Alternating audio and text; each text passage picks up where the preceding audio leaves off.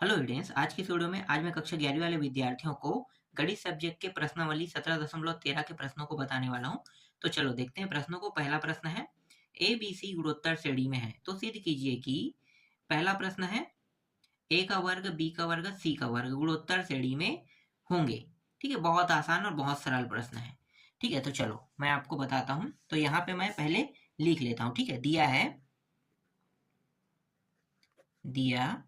है। ठीक है, दिया है ए का वर्ग बी का वर्ग सी का वर्ग है, मतलब ए बी सी मान लो, ए बी और सी क्या है, गुणोत्तर श्रेणी में है। ठीक है, ये दिया हुआ है। ठीक, और सार्वनुपात जो है ये दिया नहीं है, लेकिन इसे क्या करेंगे, मानेंगे। तो माना सार्वनुपात आर है। ठीक है, सार्वनुपात को आर मानेंगे। ठीक, सार्वनुपात को क्या करेंगे, आर मान लेंगे। यहां तक आपको समझ में आ गया। सबसे पहले क्या करना है, ए बी सी गुणोत्तर श्रेणी में जो ए का वर्ग बी का वर्ग सी का वर्ग है वही सब मान है। ए के वर्ग को ए मानेंगे, बी के वर्ग को बी, सी के वर्ग को सी मान लेते हैं। ठीक है, तो गुणोत्तर श्रेणी में है। ठीक है, तीनों के तीनों क्या है, गुणोत्तर श्रेणी में है, तो सार्वनुपात आर है। ठीक है, अब इस कंडीशन में जो ए का वर्ग बी का वर्ग और जो सी का वर्ग दिया हुआ है, ठीक है, ए का वर्ग बी का वर्ग और सी का वर्ग, यहाँ पे मैं नीचे में लिख लेता हूँ। ए का वर्ग बी का वर्ग और सी का वर्ग है, ये क्या है, ये भी जैसे ये है ना ए बी सी है, तो इसी का फॉर्म है, ए का वर्ग बी का वर्ग सी का वर्ग गुणोत्तर श्रेणी में है। ठीक है, यहां से पहले प्रश्न को स्टार्ट करते हैं। ठीक है, गुणोत्तर श्रेणी में है। अब करना क्या है, देखो, जब भी हम सार्वनुपात निकालते हैं, सार्वनुपात, ठीक है, सार्वनुपात कैसे निकालोगे, तो देखो अनुपात, जब भी हम किसी का सार्वनुपात निकालते हैं तो सार्वनुपात निकाले, पीछे वाले में आगे वाले को भाग देंगे। ठीक है, तो पीछे वाले को आगे वाले से भाग देंगे, तो बी के वर्ग को भाग दे रहे हैं किससे, ए का वर्ग के साथ। ठीक है, लेकिन यहाँ पे कितने पद है, तीन पद है, तीन पद है, तो तीनों पद में देखो कोई डिफरेंस तो पता नहीं चल रहा है, क्योंकि संख्या में नहीं है, तो संख्या में डिफरेंस पता नहीं चलेगा। तो इसके लिए क्या करेंगे, फिर बराबर करके फिर पीछे वाले पद को फिर आगे वाले पद से भाग दे देंगे।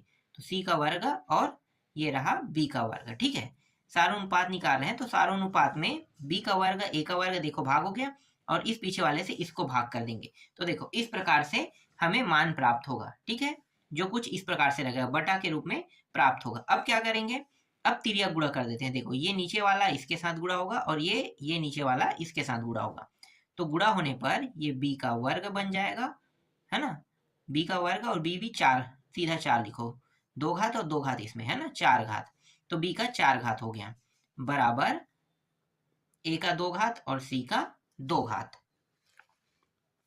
अब क्या करेंगे, देखो ये जो है ए बी सी, ठीक है, ए बी सी या फिर ए का वर्ग बी का वर्ग सी का वर्ग, है ना, ए का वर्ग पहला पद, दूसरा तीसरा पद है।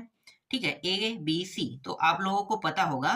ठीक है, पहला पद मतलब ए होता है, दूसरा पद मतलब ए आर, तीसरा पद मतलब ए आर का वर्ग, यही रहता है। तो जहां पे ए दिया है, देखो जहां पे ए दिया है वहां पे हमें क्या रखना है, ए रखना है। ठीक है, और जहां पे बी दिया है, ठीक है, बी दिया है, वहां पे हमें क्या रखना है, ए आर रखना है, और जहां पे सी दिया है वहां पे ए आर का दो घात रखना है। ठीक है, क्लियर है, तो चलो रखते हैं। तो b का चार घात है, इसका कहने का मतलब है b के चार घात का मतलब ए आर। ठीक है, तो ए आर, इसका कितने घात करेंगे, चार घात।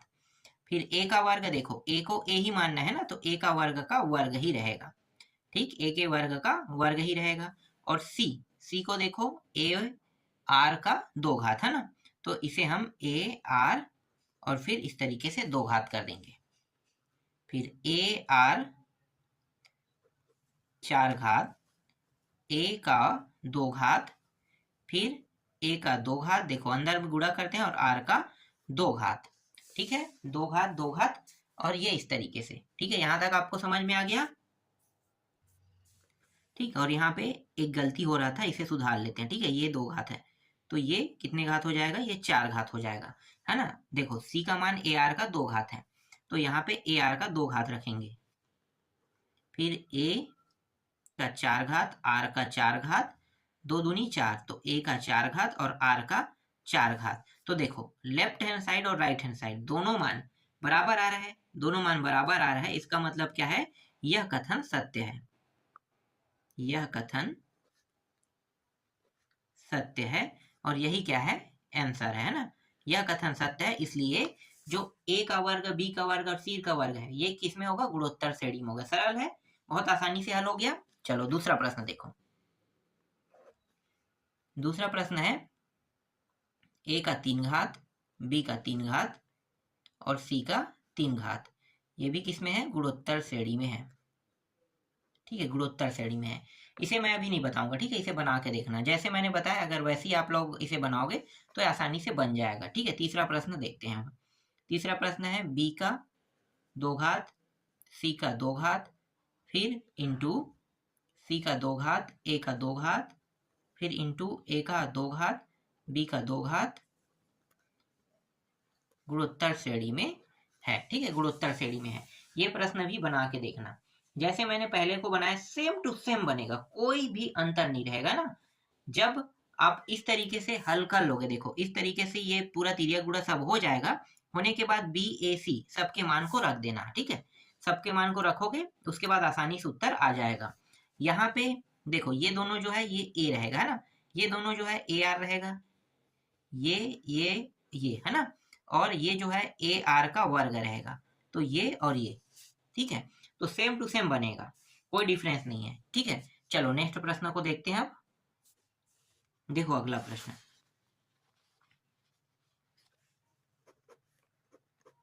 यदि ए बी सी डी गुणोत्तर श्रेणी में है तो सिद्ध कीजिए कि, सिद्ध करना है। ठीक है, यहाँ भी देखो पहला दूसरा तीसरा 3 पद है, गुणोत्तर श्रेणी में है। ठीक है, 3 पद है और ये सभी के सभी किसमें है, गुणोत्तर श्रेणी में है। तो चलो इसको भी हल करते हैं।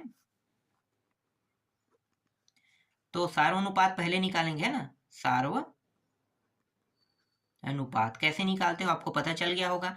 सेम टू सेम ये पहले की तरह ही हल होगा। देखो पीछे वाले पद को आगे वाले पद से भाग देना है, तो b प्लस सी को भाग देंगे a प्लस बी से, बराबर इस पीछे वाले पद को इससे भाग देना है। ठीक है, तो c प्लस डी अपान b प्लस सी।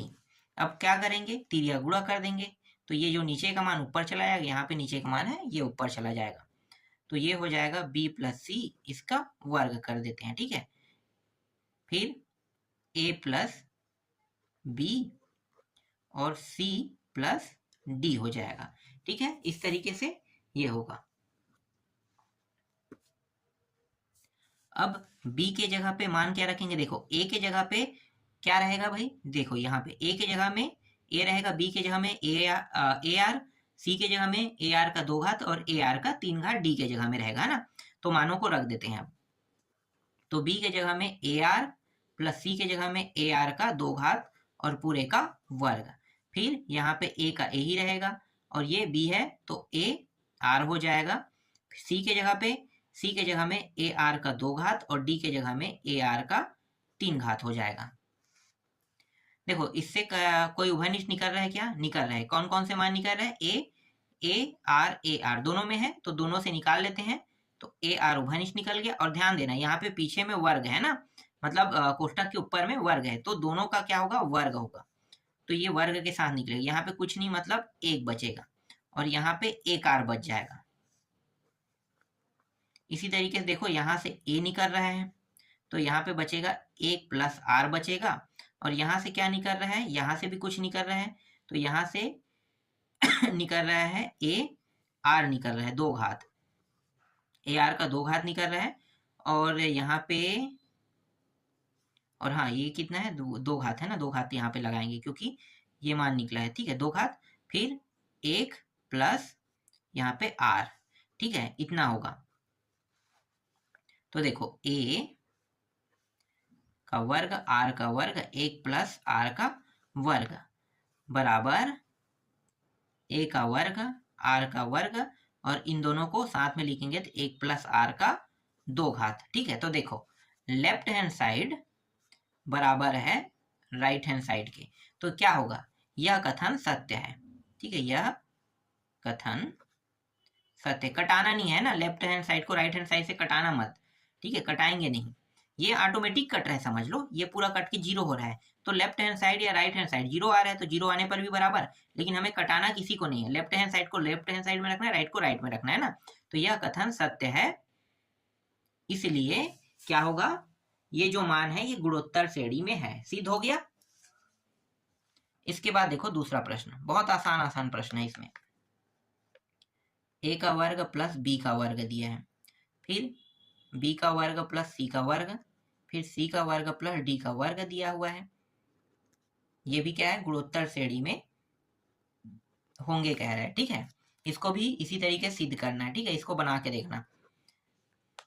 इसके बाद तीसरा है a का वर्ग माइनस b का वर्ग, b का वर्ग माइनस c का वर्ग और c का वर्ग माइनस d का वर्ग।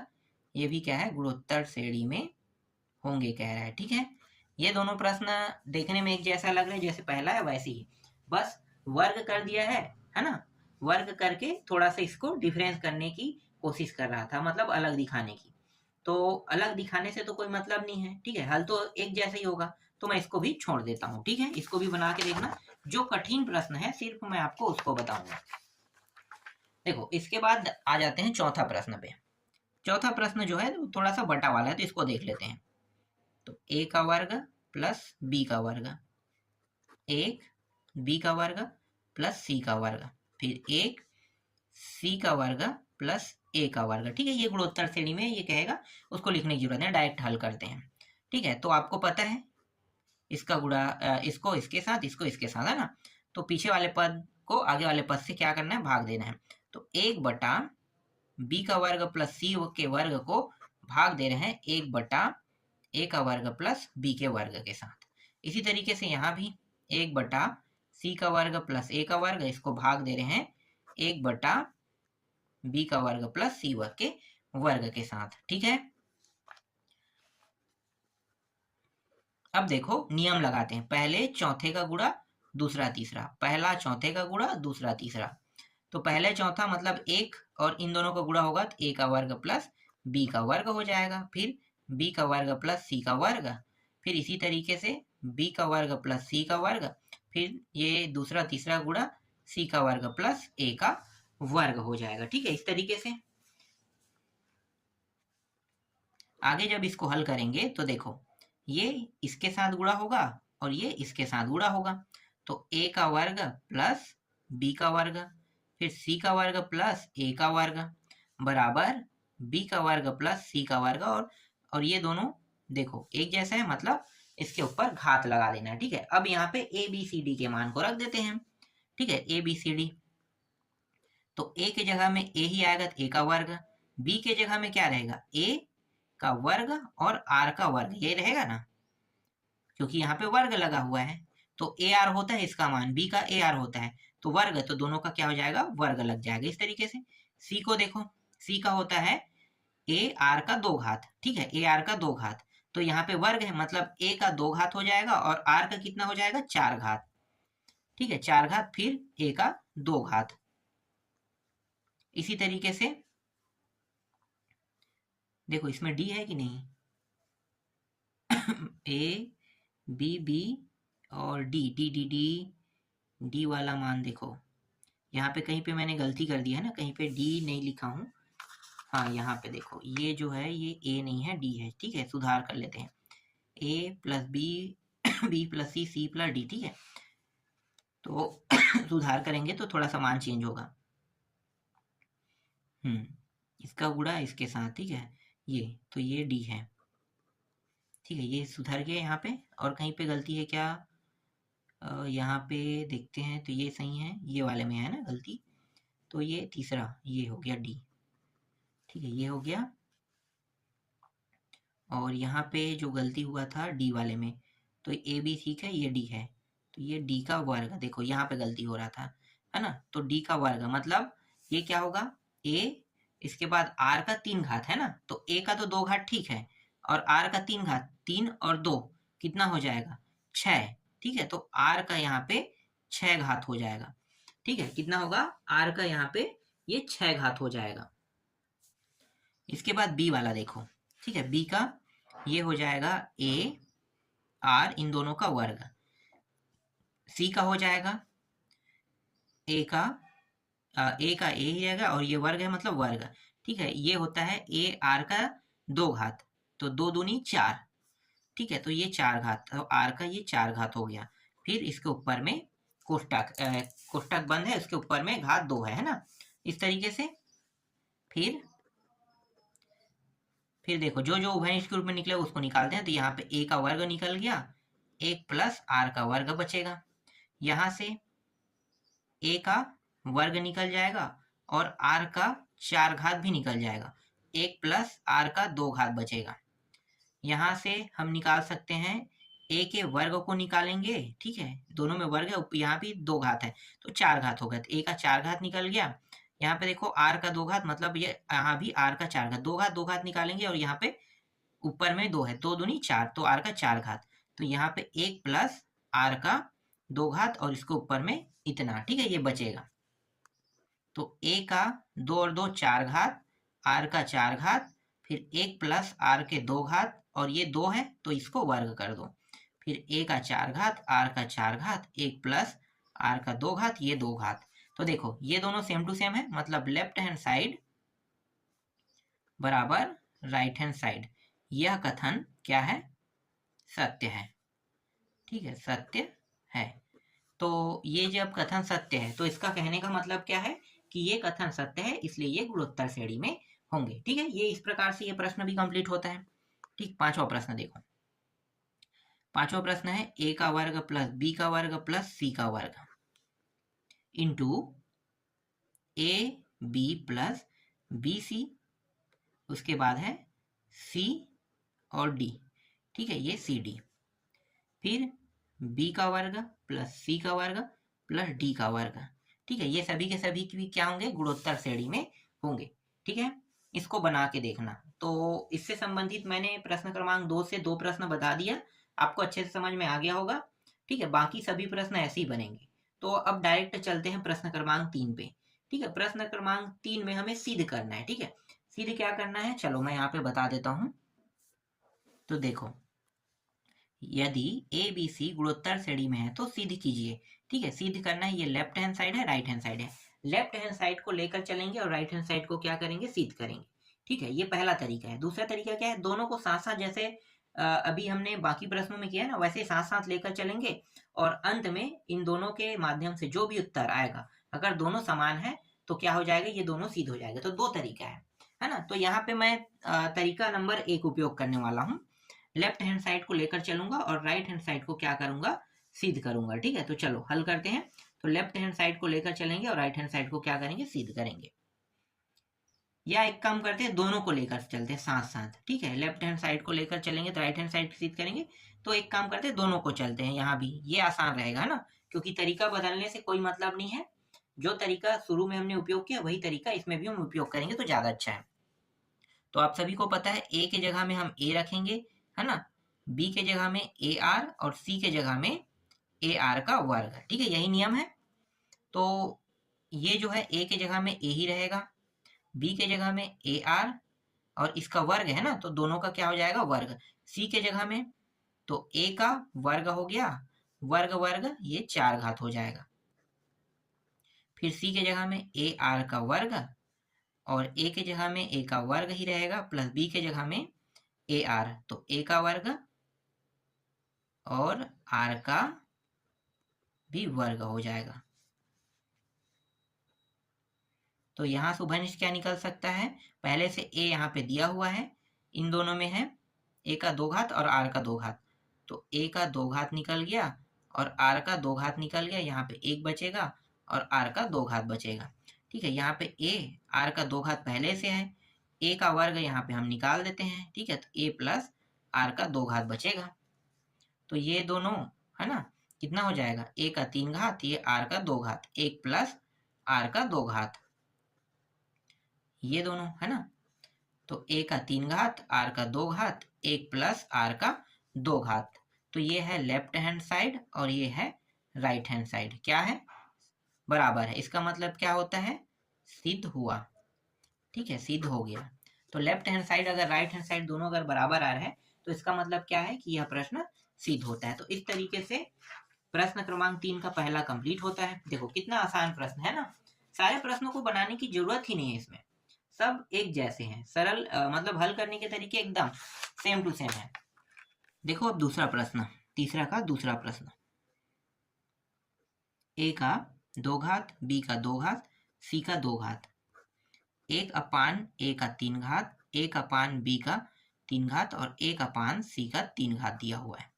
a का 3 घात प्लस b का 3 घात प्लस c का 3 घात, है ना। लेफ्ट हैंड साइड को अगर लेकर चलेंगे तो राइट हैंड साइड को सिद्ध करेंगे। तो हम लोग क्या करने वाले हैं, दोनों को साथ साथ लेकर चलें, तो इसमें भी साथ साथ ही लेकर चलेंगे। ठीक है, तो यहाँ पे a बराबर कितना रखना है, a रखना है, b बराबर ar और c बराबर ar का वर्ग रहेगा ना, इन्हें रखते जाएंगे। तो देखो a के जगह में a का वर्ग का a का वर्ग रहेगा, b के जगह में ar है ना, तो ar इसका वर्ग कर दो, फिर c के जगह में ar और इस पूरे का, और यहाँ पे 2 घात है, ठीक है, इस पूरे का भी वर्ग रहेगा।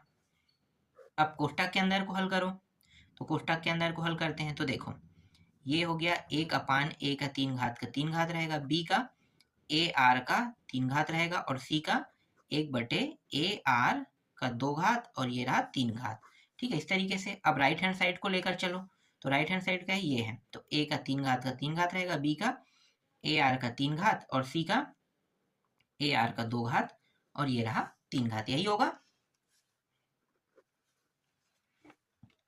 अब देखो a का 2 घात 1 3, देखो यहाँ भी 2 घात है, यहाँ भी 2 घात है ना, कोष्टक है यहाँ पे, तो कोष्टक के ऊपर में घात लगाए, मतलब ये कोष्टक से बाहर निकले 2 घात, ये भी कोष्टक से बाहर निकले 2 घात और पहले से 2 घात है, कितना हो जाएगा 2 4 6, तो a का 6 घात। इसी तरीके से देखो 2 एकम 2, r का 2 घात और यहाँ पे देखो 2 दूनी 4, 4 और 2 6, तो r का भी 6 घात हो गया। ठीक, 1 मिनट, ये तो कोष्टक के अंदर वाला पहले हल करेंगे ना, बराबर बाद में आएगा। फिर देखो यहाँ पे है 1 अपान a का 3 घात। ठीक है, 1 मिनट, यहीं पे मैं आपको बता देता हूँ, लघुत्तम पहले निकालेंगे, जब तक के हर बराबर नहीं होगा तब तक के हम इसको न जोड़ सकते हैं ना घटा सकते हैं। ठीक है, तो हर बराबर करने का तरीका क्या है, देखो यहाँ पे ये जो है कोष्टक से अगर बाहर निकालेंगे तो a का 3 घात होगा, इस a को भी कोष्टक से बाहर निकालेंगे a का 3 घात और देखो यहाँ भी 3 घात, मतलब 3 3 3 सभी में समान है, तो समान है इसलिए a का 3 घात तो होगा ही होगा, तो यहाँ पे मैं a के 3 घात लिख दूंगा। ठीक है, अब देखो यहाँ पे r का कितने घात है, 3 दूनी 6, 6 घात है, लेकिन यहाँ पे r का कितने घात है, 3 घात है, तो बराबर है क्या, नहीं, तो r के इसको 6 घात करने के लिए कितने घात को लेना पड़ेगा, r का 3 घात, ऊपर और नीचे दोनों में, तो ये रहा r का 3 घात और नीचे क्या हो गया, ये 6 घात हो गया। ठीक है, लास्ट में लिखेंगे नीचे वाले मान को, अभी बराबर करते हैं नीचे को। ठीक है, ये 6 घात r का 6 घात हो गया, तो देखो यहाँ पे r का 6 घात है क्या, नहीं है, एक भी घात नहीं r का, है ना, तो 6 घात यहाँ पे ऊपर नीचे दोनों में लेंगे, तो यहाँ पे ये जो मान है ये r का कितने घात हो जाएगा, 6 घात, फिर प्लस। ठीक है, अब यहाँ पे r का 6 घात, क्योंकि हर बराबर हो चुका है, तो r का 6 घात, r का 3 घात और यहाँ पे 1 रहेगा, इस तरीके से। फिर इसको हल करते हैं, तो a का 3 घात प्लस ये रहा a का 3 घात, r का 3 घात प्लस a का 3 घात और r का 6 घात। ठीक है, राइट हैंड साइड को देख लो, है ना, पहले राइट हैंड साइड को क्लियर कर लेते हैं, तो a का 3 घात उभयनिष्ठ निकाल लेते हैं, 1 प्लस r का 3 घात और ये r का 6 घात।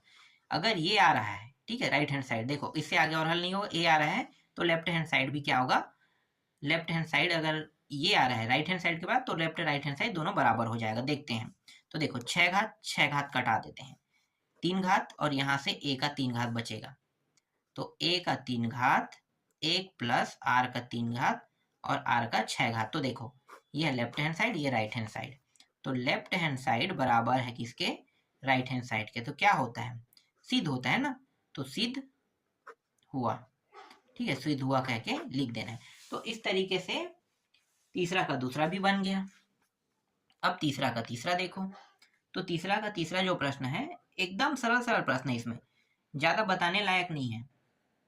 घात 2, फिर a का 2 घात प्लस b का 2 घात प्लस c का 2 घात है, तो a plus b plus c और a minus b plus c।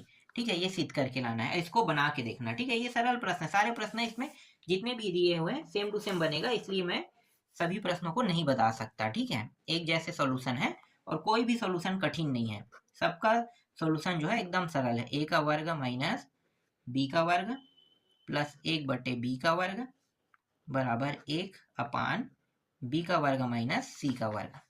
फिर पांचवा प्रश्न देखो, चौथा भी बना के देखना। a plus 2b plus 2c, a minus 2b plus 2c बराबर a का वर्ग प्लस 4c का वर्ग। ठीक है, तो ये जो प्रश्न जो अभी मैं यहाँ पे आपको दिखा रहा हूँ, तीसरा चौथा पांचवा, इन सारे प्रश्नों को बना के देखना। ठीक है, बहुत सरल प्रश्न है, ज्यादा कुछ नहीं है, ये आसानी से आपसे बन जाएगा, बस बनाना है आपको। बनाते जाओगे ऑटोमेटिकली इन सभी का उत्तर ऐसे ही आ जाएगा। देखो अब चौथा प्रश्न, यदि ए बी सी डी गुणोत्तर श्रेणी में तो सिद्ध कीजिए। ये भी सिद्ध करने वाला है। ठीक है, ये भी सेम टू सेम पहला दूसरा जो तीसरा प्रश्न है उसके जैसा ही बनेगा। नियम हम वही लागू करेंगे जो हमने बाकी प्रश्नों में नियम लगाया है। तो ए के जगह में ए रखेंगे, बी के जगह में ए आर, सी के जगह में ए आर का वर्ग और डी के जगह में ए आर का 3 घात रखेंगे। ठीक है, तो चलो मानों को रखते जाएंगे, left hand side right hand side दोनों को साथ साथ लेकर चलेंगे। तो ए के जगह में ए रहेगा, बी के जगह में ए आर, ठीक है, माइनस सी के जगह में ए आर का वर्ग रहेगा और डी के जगह में ए आर का 3 घात। फिर बी के जगह में ए आर इसका वर्ग, फिर सी के जगह में ए आर का नहीं यहाँ पे 2 घात ना, ठीक ये है, ठीक है 2 घात और ये वर्ग। ठीक, डी के जगह में 3 घात रहेगा, बस ये ध्यान देना है। देखो जल्दी जल्दी में गलती होते रहता है, इसलिए थोड़ा सा ध्यान से करना। ठीक है, ये हो गया ए, सी के जगह में ए आर, फिर बी के जगह में ए आर रहेगा ना, सी के जगह में ए आर का वर्ग। देखो यहां से उभयनिष्ठ क्या निकल सकता है, ए का वर्ग, ए का वर्ग को उभयनिष्ठ निकाल लेते हैं। ठीक है, यहां से निकल गया। इसके बाद यहाँ पे बचेगा आर। ठीक, अब यहाँ पे देखो ए का वर्ग इन दोनों में से हमने बाहर निकाल लिया है। ठीक है, अब यहाँ पे देखो आर का वर्ग है और यहाँ पे आर का 3 घात है, तो आर को भी बाहर निकाल लेते हैं ना। तो यहाँ पे क्या बचेगा, 1 बचेगा। ठीक है, यहाँ पे 1 बचेगा, फिर माइनस यहाँ पे ए तो बाहर निकल चुका है, ए के 2 घात बाहर निकल चुका है, एक आर भी निकल चुका है, एक आर यहाँ से बच रहा है। ठीक है, कितने आर, एक आर, और यहाँ से 2 आर, 2 और 1 कितना होगा 3, तो आर का 3 घात है ना। तो 2 और 1 कितना हो जाएगा, आर का 3 घात। आर का कितने घात, 3 नहीं, 3 क्यों होगा, पहले ये दोनों प्लस नहीं है, यहाँ पे क्या है गुणा में है, तो एक ही बार निकलेगा ना, तो एक आर बस निकलेगा, तो एक बचे एक आर निकलेगा, 3 और 1 4, तो ये आर का 4 घात होगा। देखो अभी गलती हो रहा था, इसे मैं प्लस समझ रहा था, यहाँ पे प्लस लगा रहा था, प्लस नहीं, ये गुणा में है, तो भाई ये दोनों तो एक ही हिस्सा है ना, अलग तो नहीं है ना। तो ये 4 और 2 और 3 कितना होगा 5, तो एक कम कर दो कितना होगा 4, तो आर का 4 घात होगा। फिर यहां से देखो नीचे से ये ए का वर्ग, तो ए के वर्ग को बाहर निकाल लेते हैं पहले। देखो ए का वर्ग यहाँ पे है ना, ये बाहर निकलेगा तो ए का वर्ग हो जाएगा। देखो ए का वर्ग यहाँ भी होगा तो बाहर हो जाएगा, तो आसानी से बाहर हो रहा है। अब देखो आर का 2 घात है और यहाँ पे 2 दूनी 4, तो आर के 2 घात बाहर निकालते हैं, 1 माइनस आर का 2 घात है ना, तो आर का 2 घात बस बचेगा, तो ये रहा आर का 2 घात, 1 माइनस आर का 2 घात। ठीक, फिर बराबर, अब इस साइड को हल करते हैं, तो इस साइड से ए बाहर निकल जाएगा। ठीक है, 1 प्लस आर का 2 घात बचेगा और नीचे में ए आर दिया हुआ है। ठीक है, अब देखो यहाँ पे जो जो कट रहा है, देखो हमें लेफ्ट हैंड साइड के मान को लेफ्ट हैंड साइड से ही कटाना है, राइट के मान को छूना नहीं है, राइट वाला राइट के साथ कटेगा, जैसे ये और ये कट रहा है। ठीक है, इसी तरीके से लेफ्ट को लेफ्ट से कटाओ, ये दोनों ये कट गया और इसका घात कट गया।